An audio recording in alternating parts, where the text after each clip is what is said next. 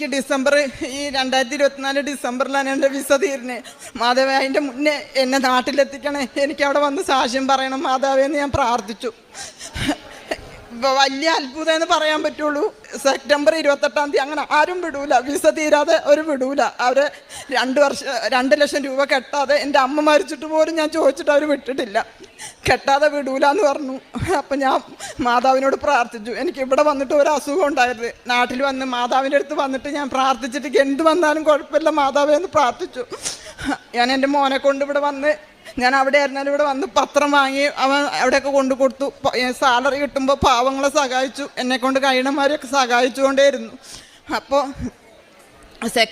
September 28 ആയപ്പോൾ ഞാൻ അവരെന്നോട് പറഞ്ഞു, ജലജ നാട്ടിലേക്ക് പൊക്കോ, എന്നിട്ട് 2 മാസം ലീവ് കഴിഞ്ഞിട്ട് വന്നാൽ മതി എന്ന് പറഞ്ഞു. അപ്പോൾ എൻ്റെ മാതാവ്, ഞാൻ ഡിസംബറിൽ വരായിരുന്നു, മാതാവ് 2 മാസം മുന്നേ തന്നെ എന്നെ ഇവിടെ എത്തിച്ചു.